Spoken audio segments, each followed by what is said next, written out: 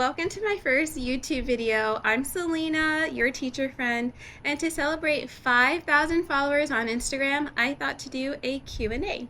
So I have my computer here with me so I can remember the questions that people asked, and I got quite a few, so let's get through them. Okay, the first one where I got a lot of questions about is how my life was in Kenya.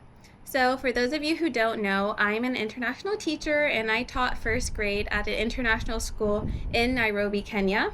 I lived on campus and I was surrounded by other Americans, Canadians, and a few Europeans. And the school was primarily made up of other international students and teachers. Also, there were Kenyans, of course. Sorry, I'm outside so you can kind of hear the plane. I mainly got around using Uber. Sometimes I would walk, or my friends would give me a ride if we were going places. And overall, I really enjoyed my life. On the weekends, I went hiking. Sometimes I would go out, like salsa dancing at Nairobi Street Kitchen, spending time with my friends, go to the movies, and find just different things to do in Nairobi. There's always events happening. So some of the questions I got, would I ever live in Kenya permanently? Yeah, it depends. If I could find a job that I felt like would provide enough for me to live the life that I'm wanting to, absolutely. And if I also fell in love with someone, absolutely. I think Kenya is a beautiful country, and so I would definitely love to go back. What are some cultural differences? Okay, I will name a few, but I really feel like I can make a whole video about this. Some of the cultural differences are Americans are known to be very vocal, loud even, and really expressive, especially about their opinions, where I've found that Kenyans tend to be a bit more circular in how they communicate. So someone might not tell you a direct no, but find maybe a roundabout way to tell you no, and they will not tell you directly if something is bothering them. Instead, you might just get silence or feel a drift in the friendship or relationship, and it's kind of on you to bridge the gap or to reach out to them and figure out what went wrong. That is a huge difference, and of course there are many more. Oh, another cultural difference is Americans, I would say, really value independence, and Kenyans, there's kind of this family tax almost, and please correct me if I'm wrong in saying that, but siblings often will support their siblings or give money back to their parents, and so you have almost that obligation to help them financially. And another question, would I ever come back to Kenya again? Absolutely. I do plan to visit soon, so watch out for those videos. A question about learning Swahili. So I actually really love learning languages. I already know Spanish and I'm currently learning Portuguese. I did try to learn Swahili, however, the environment that I was in, it was kind of hard to learn it because you're surrounded by English speakers, and then when I went outside of the gates, people also spoke to me in English. Sometimes people would assume that I was Kenyan and speak to me in Swahili. However, I didn't learn enough to really be able to communicate. I did get a tutor and there were just some issues with that. So no, but if I were to live there permanently, I would definitely put a lot of effort into learning Swahili. Dating. I got so many dating questions. And so let me just say this. I've lived and traveled to a number of different countries, and men are men, okay? And dating is more or less similar everywhere, although you might have some difference with the culture. So from what I found is that as a woman, I think it's important to know your boundaries and know your non-negotiables. Also, it's good to just show up as yourself and have fun in dating. With all of that said, some of the cultural differences I've noticed is that there's a more open belief with polyamory or polygamy, with men having multiple wives. And so sometimes I would be getting to know someone and then find out later that they had a wife.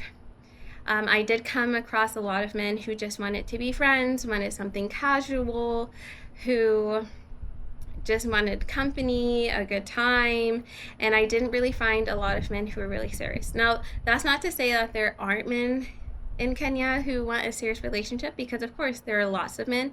I just didn't find that man, and I also didn't find one who aligned with my beliefs and my morals and also just kind of my lifestyle. So yeah, I didn't really have much luck there, but I definitely had a fun time. I met a lot of great people and some not so great, and I think that's just part of dating. Oh, but I will say I have one crazy story where I felt like it was a sign because my dress caught on fire and when we were going out to dinner, and I had a huge hole burnt into my dress, and obviously that relationship didn't work out, but I just felt like maybe that was a sign from God. I have gotten some really good gifts from people. One man bought me a Tom Ford perfume. I was taken on a trip to Lamu, which was really cool. Another, yeah, I just went to really nice restaurants and things like that. Not to say that I'm using men for that at all, but there are some really nice men out there. It's just maybe they're not ready to be committed, or in my case, because I was leaving Kenya, they weren't into a long distance relationship or whatever. There's so many reasons why things don't work out, and I'm hoping that when I move to my next place, I will meet my person. Wish me luck, guys. I really want to be in a relationship. Now let's get into teaching and what it's like living abroad. I love traveling, I love learning, I love feeling free when I'm going to a different country and just being able to be myself. And that's one of the reasons why I prefer to live abroad compared to living in my home state of Texas. That is kind of why I decided to do international teaching. Why Kenya? I was looking for a school at the time where I felt like everything was established and I could grow as an educator, which I definitely did, and where I just was part of a welcoming and friendly community. And I got all of those things for sure with the school and just the country at large. And so that's kind of how I ended up in Kenya. Next question, what do I teach? I teach first grade, and I taught that for a few years, but at my next school I'll be teaching third grade, and I'm really excited to be working with slightly older students and to be teaching a new curriculum and a different subject. Like I said, I love to learn, and so the fact that I can continue learning and growing in my profession, I'm really happy about. What are international schools? Great question. International schools are private schools that often use an international curriculum, whether it be British, Canadian, German, American, and so on. You often have students whose parents work for an embassy, United Nations, or are just financially well off.